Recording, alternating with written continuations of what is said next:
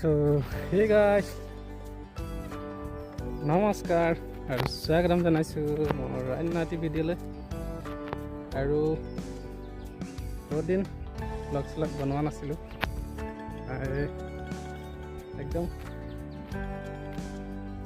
আশা কৰিছোঁ সকলোৱে ভালে আছে, ময়ো ভালে আছোঁ। আৰু বৰ্তমান আছোঁ ঘৰৰ পিছফালে পুখুৰী পাৰত, মানে খেতি পথাৰ শেষ হ'ল আৰু জানিছে বৰষুণৰ বতৰ। আৰু বৰ্তমান যি বানৰ কবলত পৰিছে শিৱসাগৰ, যোৰহাট আৰু গোলাঘাটৰ মানুহখিনি যথেষ্ট সমস্যাত আছে। তেখেতসকলক যোনে যেনেধৰণে পাৰিছে সহায়ো কৰি আছে যথেষ্ট। গতিকে ভগৱানে তেখেতসকলক কুশলে মংগলে ৰাখক, তাৰে প্ৰাৰ্থনা জনাইছোঁ। ব'লক তেনে আজিৰ ভিডিঅ'টি আৰম্ভ কৰিছোঁ। একদম পুখুৰীত পূৰা পানী ভৰ্তি হৈ আছে, কাৰণ বৰষুণটো কেইদিনৰ পৰা দিয়ে আছিলে। আৰু এইফালে খেতি পথাৰ, তাত গোটেই সেউজীয়া। এই দুডৰামান নলগালে, ইফালে বাকী চব মানুহখিনি লগাইছে, প্ৰায় লগাই মেলি শেষেই হৈছে। একদম খালী হৈ থকা পথাৰবোৰ এতিয়া পূৰা সেউজীয়া হৈ আছে, একদম ধুনীয়া পৰিৱেশ। আমাৰ পুখুৰী পাৰটো একদম সেউজীয়া সেউজীয়া হৈ আছে, ঘাঁহনিবোৰ ধুনীয়াকৈ হৈ আছে। এইবোৰ লিচি গছবোৰ, তামোল পুলিবোৰ, এইটো হৈছে চজিনা গছ, একদম লোকেলটো। সেইটো কুঁহিয়াৰ জোপা, কাষতে আছে লিচি গছ। গৰমটো যথেষ্ট, আৰু দুদিনমান হওক বৰষুণটো দিয়া নাই, লাহে লাহে গৰমটো বেছি দি আছে। তাকো লিচি গছ অলপ জংঘল হৈ আছে, এইফালেও আছে জংঘল হৈ আছে। আৰু সেইফালে এজোপা আছে আপোনাৰ কুঁহিয়াৰ গছ, এইটো পাৰতো আছে কুঁহিয়াৰ গছ আছে, তামোল গছ আছে, কলগছ আছে। আৰু চাং পাতিছিলে কিবা কিবি চব্জি দিবলৈ, সেইখিনি হোৱা নাই, সেইখিনি অলপ বাকী আছে। এইখিনি হৈছে পথাৰ। এতিয়া আপোনাৰ দিছিলে কঠীয়া, ইয়াত কঠীয়াখিনি উঠাই বাকীখিনিত লগোৱা হ'ল, আৰু ইয়াত আকৌ ধুনীয়াকৈ ধান দিয়া হৈছে। সেয়া সৰু সৰু মাছ কেইটামান ওলাইছে, ইয়াত হয়তো ভালছে ধৰিব নোৱাৰিব। সেয়া দুটা সৰু সৰু মাছ, এইটো আমি জাপানী কাৱৈ বুলি কওঁ। আধা কেজিমান দিছিলোঁ, কিন্তু পোনা দি একদম বহুত বেছি হৈছে।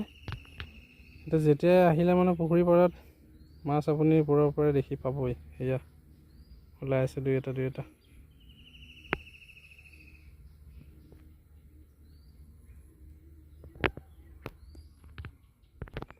সন্ধিয়া সময়ত আহিলে কিন্তু ডাঙৰ মাছবোৰো ওলাই থাকে, ভিতৰি ওলাই, ওপৰত নোলায়। কিবা কিবি খাদ্য বিচাৰি চাইডে চাইডে ওলাই থাকে। সন্ধিয়া সময়ত আহিলে দেখিব পোৱা যায়, যদি সময় সুবিধা হয় নিশ্চয়কৈ দেখাম আপোনালোকক। মানে মোবাইলটো একচুৱেলি কেমেৰাটো বেয়া হৈছিলে, আৰু যাৰ কাৰণে ভিডিঅ'বোৰ দিব পৰা নাছিলোঁ, মানে ৰেকৰ্ডিং কৰিবলৈ সমস্যা হৈ আছিলে, কোৱালিটি ভাল অহা নাছিলে। আৰু এটা নতুন মোবাইল লৈছোঁ, নতুন মোবাইলটো দি এতিয়া ভিডিঅ'বোৰ ৰেকৰ্ডিং কৰিব লাগিব, আৰু আজি ৰেকৰ্ডিং কৰি আছোঁ। কেনে হৈছে কোৱালিটিটো জনাব।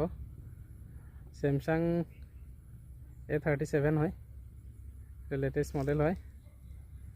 আৰু মই বাৰু বৰ্তমানলৈকে ইউজ কৰি ভাল পাইছোঁ, কোৱালিটিটো ভাল লাগিছে। খালি অলপ বেটেৰীটো আপোনাৰ অলপ কমজুৰি দিছে, বেটেৰী কোৱালিটিটো।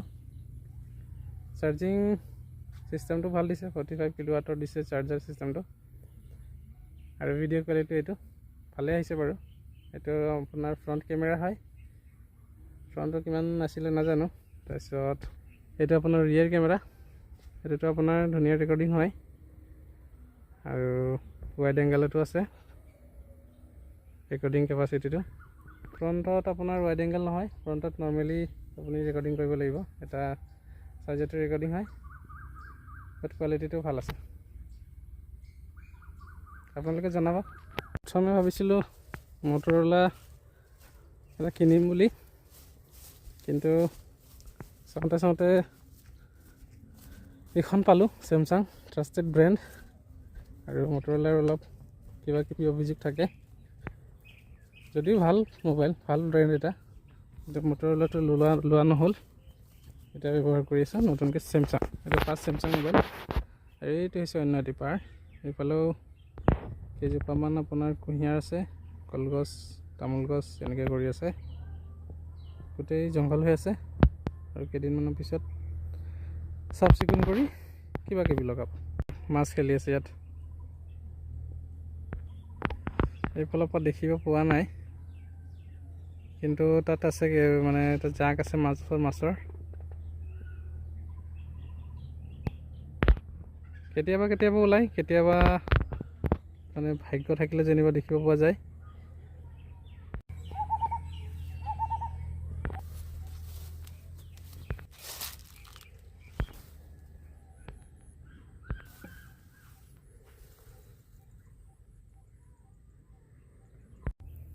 গতিকে আছিলে সৰু ভিডিঅ'টি, চাব, ভাল পালে লাইক কৰিব, কমেণ্ট কৰিব, শ্বেয়াৰ কৰি দিব, আৰু মোৰ চেনেলটি ছাবস্ক্ৰাইব কৰি দিব।